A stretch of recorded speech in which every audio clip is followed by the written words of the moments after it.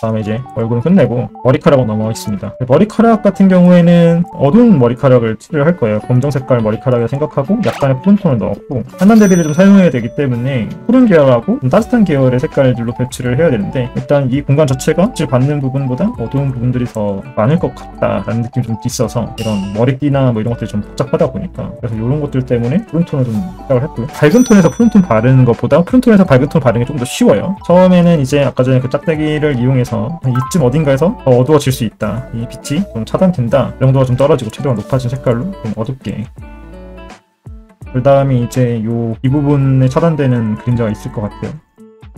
약간 이런 느낌으로 이쪽 왼쪽에다가 그림자를 좀 만들어주고 짝대기를 들고 와서 토끼끼와 귀 사이에 빛을 받다가 빛이 끝날 만한 장소를 찾아서 어둡게 누릅니다. 그 다음에 다시 이 짝대기를 이동해서 이제 이쪽 귀랑 이 장신구들로 인해서 빛이 차단되는 곳들 좀 찾아주고 이런 느낌으로 어두워지지 않을까 싶고 이제 이 양갈래 머리 때문에 어두워질 거고 이쪽도 보면은 빛을 받을 수 있을 것 같긴 하지만 또 이제 주변에 어두운 데가 있으니까 눌러서 천천히 조금씩 밑으로 빠지면서 빛을 밑에서 좀 잡아보는 걸로 해보고 이런 느낌으로 이제 그림자가 이렇게 질 텐데 어두운 톤에서도 살짝 밝은 톤 이용해서 그림자 범위 안에 들어와 있는 색깔이라고 하더라도 명도 차이나 이런 것 좀 만들어주고요. 머리 사이에 있는 무게감이나 이런 것들 인한 그림자도 좀 해주고 빛이 들어오는 데가 그렇게 넓지 않다 보니까 머리카락에 빛을 많이 받을 수 있을 만한 곳들 중심으로 위아래로 질감 표현을 조금 넣어줄게요.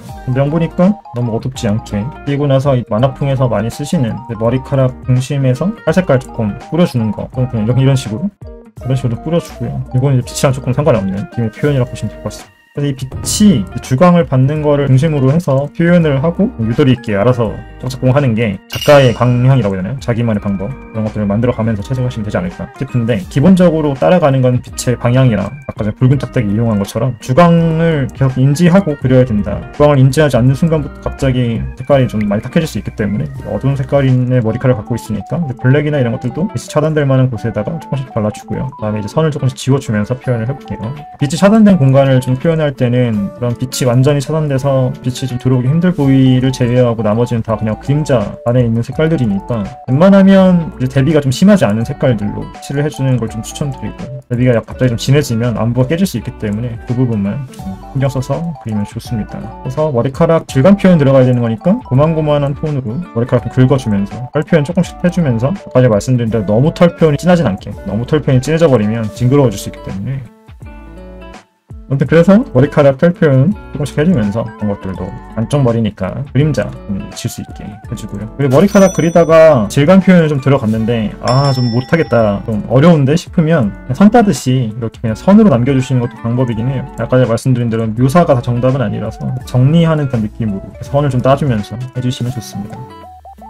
일단 머리카락 계속 이제 선과 질감 표현 같이 쓰면서 상의 덩어리 표현 먼저 해주고요. 과한 덩어리 표현은 아까 전에 말씀드린 대로 부담스러울 수 있으니까 적당히 면으로 인식하면서 어딘가에 조금 더 그림자 지지 않을까, 어딘가엔 좀 더 빛이 차단되지 않을까 이런 것들을 찾아주면서 면을 조금씩 쪼개주면 됩니다. 뭐 이런 식으로 질감 표현을 좀 세게 들어가도 되고요. 저는 그라데이션을 좀 많이 쓰는 편이라서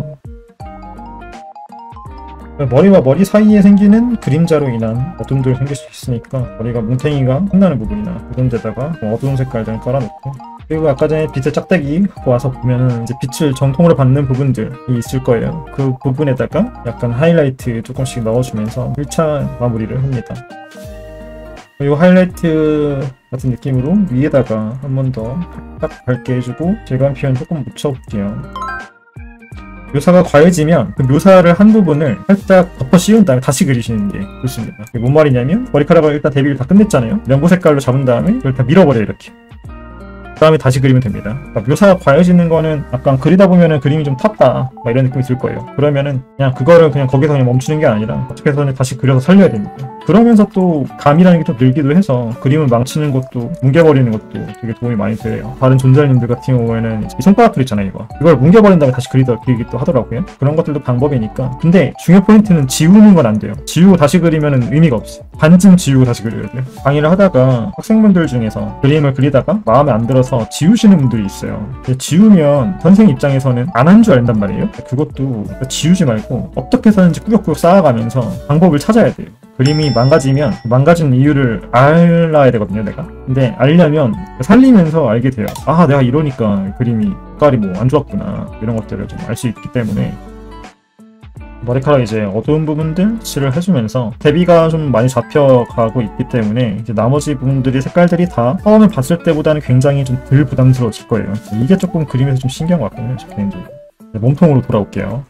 목 부분 같은 경우에는 목 중앙이랑 목 양쪽 사이드 근육이 좀 있는데 이제 그거를 약간 은은하게 표현을 하면 됩니다. 너무 세게 하면은 이제 목에 힘을 팍 주고 있는 사람이 될 수 있기 때문에, 물론 실사나 목의 빛을 많이 받는 그런 환경의 조건이 좀 충족되는 느낌이라면 표현을 좀 빡세게 할 수 있긴 하겠지만, 사실 목은 별로 그렇게 많이 그렸을 때 별로 도움이 되지 않더라고요. 그래서 어쨌든 적당히 그려주고, 태경 선생님이 다시 꺼내가지고 이제 보면서 이제 가슴부터 칠을 해볼게요. 가슴 같은 경우에는 빛을 들어왔을 때 제일 이 부분은 이제 하이라이트가 좀 들어올 수 있고, 나머지는 천천히 들어가면서 살짝씩 어두워진다. 이쪽은 대흉근이랑 삼각근이랑 좀 맞물리면서 굴곡이 좀 생길 거예요. 일단 물풍선이니까 일단 이런 식으로 연결되는 부분들을 잡아서 에어브러쉬를 써도 되긴 하는데, 저는 그냥 브러쉬 터치질을 하는 걸 좀 추천드리긴 해요. 좀 노가다를 하더라도 터치를 남기면서 가슴 위쪽 부분에 이 정도 되는 부분에 아까 전에 말씀드린 이쪽이랑 이런 빛을 정통으로 받는 부분을 제외한 나머지 부분에 살짝 어두운 톤을 깔아줘서 명부 안에서 어둠을 좀 만들어줍니다.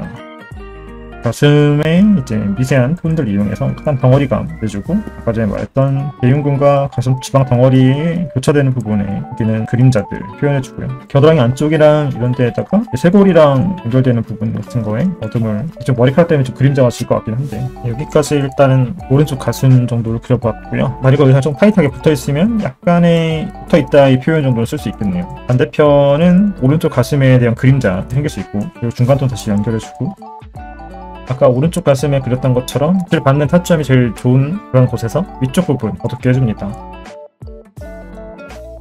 이제 대흉근 상단이랑 상단 아래에 이제 지방뼈가 붙는 거니까 그런 거 조금 인지하면서 덩어리 표현 좀 해주면 좋고, 겨드랑이 안쪽이랑 이쪽 삼각근 튀어나와 있으니까, 어깨 튀어나와 있으니까 그런 것들로 인해서 살짝의 빛이 들어올 확률이 좀 높으니까 연골을 좀 남겨놓고, 그 다음에 칼처럼 끊어지는 중간톤을 연결시켜주고, 사이드 쪽에도 톤을 조금 더 뜨면서 안부 색깔이랑 연결시켜주고요.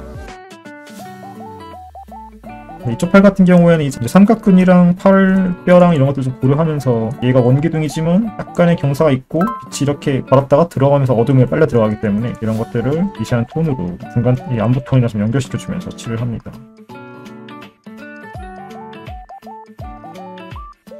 그리고 이제 이쪽 가슴 쪽에 있는 선이나 이런 것들도 조금 지워주면서 빛을 받는 부분에는 선을 좀 많이 날려보내고, 또 어두워지는 쪽엔 남겨주면서 선이 힘 조절이 들어가는 것처럼 보여질 수 있게 약간의 리터칭으로 지워주고요. 들어가면 들어가서 좀 진해지게 선을 좀 조절을 좀 해주고,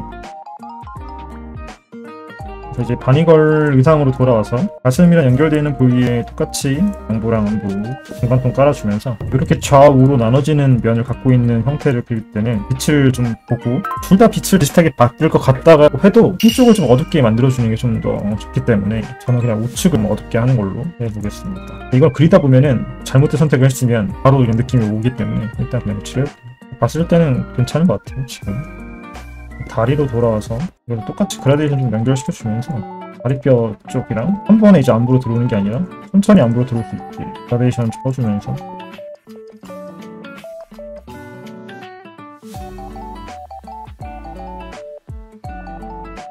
위에 머리도 깍대겠지 이용해가지고 명부 안부 좀 찾아서 빛을 해주고요. 머리카락도 다리랑 그렸던 거랑 비슷하게 위가 밝고 아래로 가면 갈수록 어두워진 느낌으로 칠을 할 거고요. 다리를 조금 어둡게 해서 약간의 대비감을 좀 갖고 오고, 머리 같은 경우는 층층이 겹겹이 쌓여있다 보니까 그걸 좀 분리만 해주셔도 묘사가 좀 되거든요. 살짝 어둡고 살짝 밝아지는 그런 것들을 조심적으로 보면서 머리카락 분리시켜준다라는 느낌으로 적당히 톤만 배분하고, 그 다음에 선 정리하면서 마무리 묘사할 때 그때 다시 만져주면 될 것 같아요.